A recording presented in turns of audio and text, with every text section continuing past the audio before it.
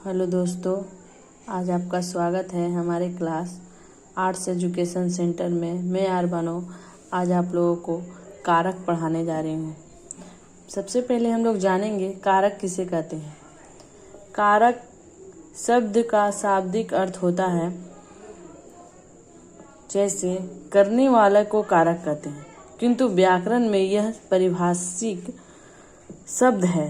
जब किसी संज्ञा या सर्वनाम पद का संबंध वाक्य में प्रयुक्त अन्य पदों विशेषकर क्रिया के साथ जाना जाता है, उसे कारक कहते हैं।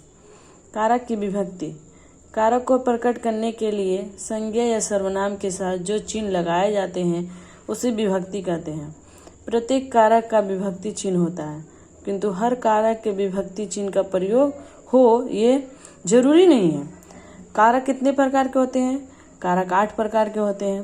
कर्ता कारक, कर्म कारक, करण कारक, संप्रदान कारक, अपदान कारक, संबंध कारक, अधिकरण कारक, संबोधन कारक। अभी इसको हम लोग देखेंगे कि प्रत्येक का परिभाषा जानेंगे।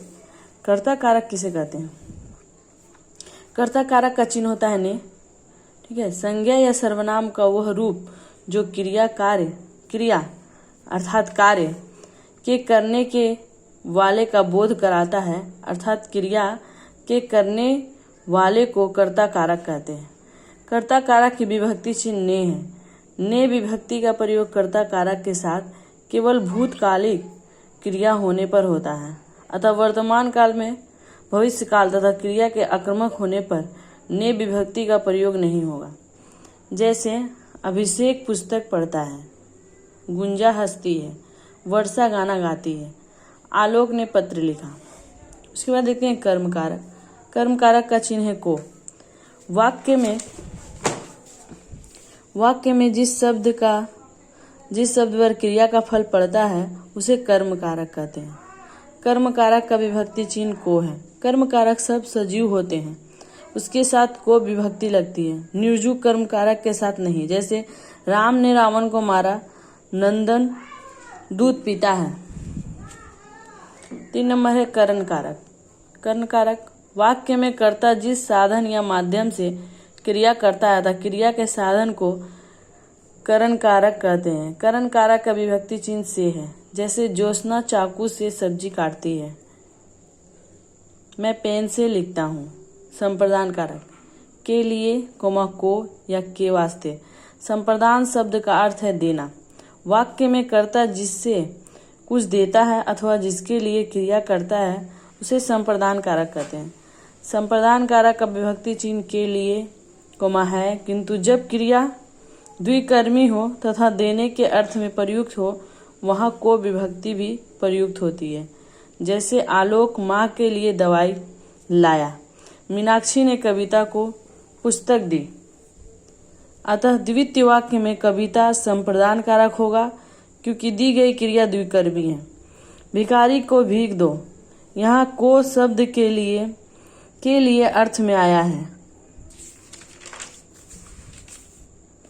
अपदान कारक 5 नंबर है अपदान कारक से। यदि कोई चीज अलग होता है, पृथक होने का बोध हो तो अपदान कारक। वाक्य में जब किसी संज्ञा या सर्वनाम के जिस रूप से एक वस्तु या व्यक्ति का दूसरी वस्तु या व्यक्ति से अलग होने या तुलना करने के भाव का बोध होता है, जिससे अलग हो या जिससे तुलना की जाए उसे अपदान कारक कहते हैं। इसकी विभक्ति भी से है, किंतु यहाँ से पृथक या अलग का बोध कराता है। पेड़ से पत्ते गिरते हैं। 2 नंबर कविता सविता से अच्छी गाती है। अलग है, कविता सविता से क्या है? अच्छी है, इसे अलगाव का बोध है। उसके बाद आता है 6 नंबर संबंध कारक। इसका चिन्ह होता है का, के, की, रा, रे, री, ना, ने, नी। जब वाक्य में किसी संज्ञा या सर्वनाम का अन्य किसी संज्ञा या सर्वनाम से संबंध हो, जिसे संबंध हो उसे संबंध कारक कहते हैं।